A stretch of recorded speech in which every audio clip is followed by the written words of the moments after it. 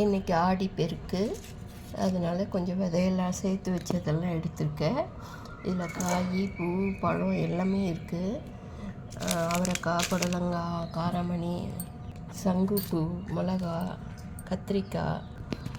கத்திரிக்காய், முடக்கத்தான் கீரை வகைகள், அப்புறம் தக்காளி, அப்புறம் நிறைய கீரை வகைகள் விதை, சொரக்காய், பீர்க்கங்காய், நெய் பீர்க்கங்கான்னு ஒன்று இருந்தது, அது வாடாமல்லி, இது எல்லாமே நம்ம போடுறோம்.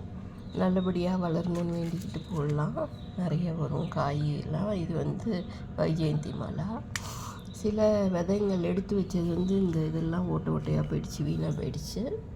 இருக்கிறது போடுவோம், வரது வரட்டும்.